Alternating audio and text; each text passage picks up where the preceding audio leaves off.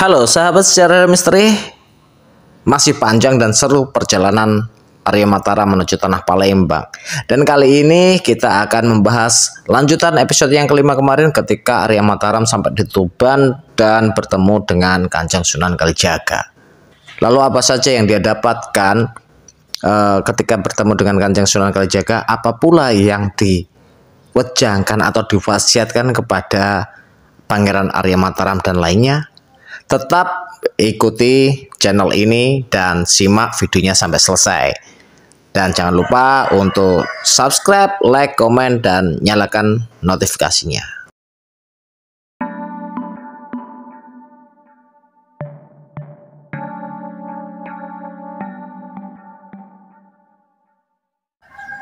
Cakrawala batin Pangeran Arya Mataram tersentak hebat mendengar penuturan Kanjeng Sunan Kalijaga tentang rahasia ilahi yang sudah kinaris melalui darah terah Pangeran Surowiyoto Sekar Sedoeng Lepen. Hatinya bergejolak. Kali ini air matanya tak sanggup ditahannya lagi. Kanjeng Sunan mendiamkannya yang masih terselimuti kesedihan lagi setelah mendengar kisah yang selama ini sama sekali jauh dari jangkauan nalar manusia. Sudahi sedihmu, nak mas, kata sang wali. Jipang adalah telatah istimewa dari Demak. Orang-orangnya pun sungguh istimewa.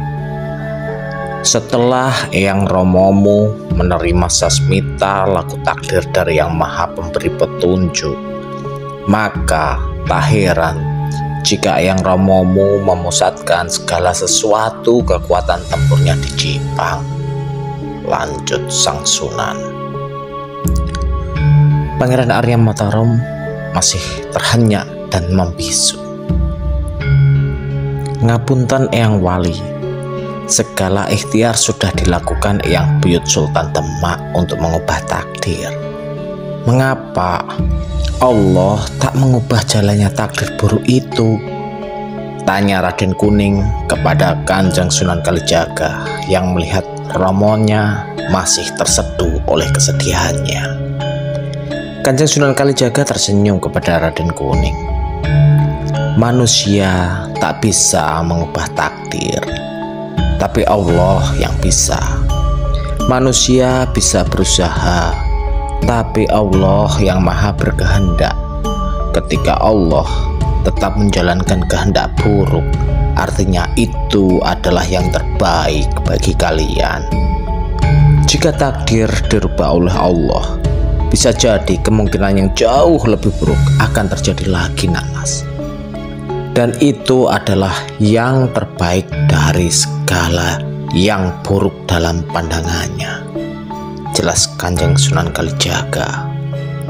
Maka dari itu, apa yang kalian terima sekarang adalah yang terbaik dari yang buruk. Segala sesuatu yang mustahil menjadi terjadi jika Allah sudah berkehendak. Lanjut Kanjeng Sunan Kalijaga. Apakah yang mustahil terjadi menjadi terjadi itu, Kanjeng Wali? Tanya Raden Kuning kemudian. Peperangan ini mustahil jika Jipang kalah dengan Pajang, Ger. Meskipun kekuatan Pajang, Pati, Jepara, dan Pengging disatukan, secara akal tak mungkin mereka mengalahkan Jipang. Sejak menangkap sasmita takdir Bilai, Sultan Fatah menjadikan Jipang sebagai kekuatan utama Demak. Pasukannya pilih tanding, dididik langsung oleh Sunan Ngudung, sang senopati Demak dan Majapahit. Ada juga Patih Arya Mentaun, seorang patih sakti berdarah daha, penganut tantra. Puluhan pertempuran dan penaklukan dari tentara Jipang membawa Demak mencapai kemenangan gemilang. Bahkan di masa Sultan Trenggono pun kekuatan Cipang di bawah komando pamanmu Arya Penangsang mampu menaklukkan tanah Pasundan. Lalu apakah dengan kekuatan sehebat itu Pajang, Jepara, Pati, dan Pengging bisa mengalahkan Cipang? Hanya melawan Soreng saja mungkin mereka tidak akan sanggup untuk menaklukkan Cipang, anakku. Tapi beda cerita ketika Allah punya kehendak. Dan sepertinya Nak Mas Arya Penangsang tahu jalan cerita itu. Jelas Kanjeng Sunan Kalijaga panjang. Di halaman padepokan Sunan Kalijaga tampak Raden Kuning berdiri dengan memasang kuda-kuda. Lawan di depannya pun sama. Dia adalah Topati, pemimpin pasukan Soreng Pati. Tak menunggu terlalu lama, Raden Kuning menerjang Topati dengan melancarkan jurus Cakar Sernaning Bumi, jurus keempat dari rangkaian jurus Kidung Wening Fatihah. Deru angin mendesir di setiap serangan Raden Kuning. Tak mau celaka, Topati juga mengeluarkan jurus Lakuning Lembut. Itulah jurus pertama dari Kidung Wening. Kakinya bergerak lincah dan ringan menghindari serangan-serangan dari Raden Kuning. Serangan Raden Kuning tampak buas dan berbahaya. Tak ingin pertahanannya terus didesak oleh Raden Kuning, Tohpati pun meloncat ke belakang. Sekali lentingan badan, tubuhnya melayang beberapa tombak ke belakang untuk mengambil posisi. Begitu kakinya menjejakkan tanah, secepat itu pula Tohpati merangsek ke arah Raden Kuning. Lebur ing tekad. Jurus kedua dari Kidung Wening. Blar! Ledakan kecil terjadi ketika pukulan Tohpati menghantam Raden Kuning. Raden Kuning tak sempat menghindar. Ledakan dari pukulan dasar Tohpati berbenturan dengan tenaga yang dikumpulkan oleh Raden Kuning. Asap tipis tampak mengepul dari benturan tenaga itu. Benteng tauhid, gumam Tohpati. Melihat serangannya gagal, Tohpati pun meloncat lagi ke belakang untuk menjaga jarak. Belum sempat menghela nafas, serangan-serangan dari Raden Kuning kembali lagi dilancarkan, dan kali ini kecepatannya pun tampak jauh lebih cepat dari awal serangan tadi. Di sisi lain, Pangeran Arya Mataram, Mimi Aisyah, dan Kanjeng Sunan Kalijaga duduk bersila sambil melihat mereka berlatih. Putramu benar-benar berbakat, Nak Mas. Melihat jurus-jurus peninggalan Sunan Ngudung dan Sunan Kudus, aku teringat bagaimana jurus-jurus itu mengalahkan lawan-lawannya dulu, kata Sunan Kalijaga sambil tersenyum. Raden Kuning baru bisa sampai jurus kelima dari rangkaian jurus Kidung Wening Fatihah, Kanjeng Sunan. Masih perlu banyak berlatih untuk sampai tingkatan jurus ke-7, jelas Pangeran Arya Mataram. Menguasai Kidung Wening Fatihah tidak mudah, Nak Mas. Seingatku hanya Sunan Ngudung, Sunan Kudus, Kang Masmu Arya Penangsang, dan mungkin juga dirimu sudah mencapai ketingkatan itu, ucap Kanjeng Sunan Kalijaga.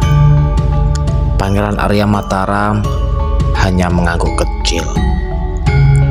Kanjeng Sunan Kalijaga tertawa kecil hingga jenggotnya yang putih ikut bergerak.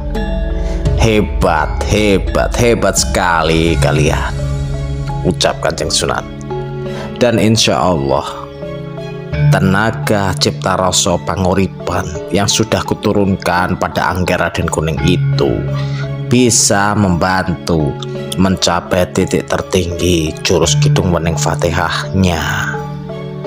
Karena calon buyut mantuku tak boleh kalah dari istrinya, ujar Kanjeng Sunan Kalijaga sambil terkekeh. Mendengar apa yang dikatakan Kanjeng Sunan Kalijaga, Pangeran Arya Mataram dan Mimi Aisyah pun terkejut.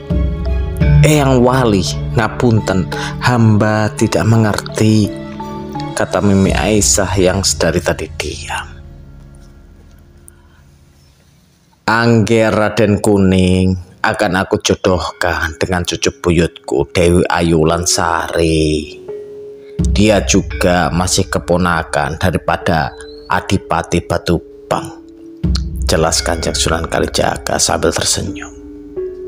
Pangeran Arya Mataram dan Mimi Aisyah tercekat, suaranya tak keluar.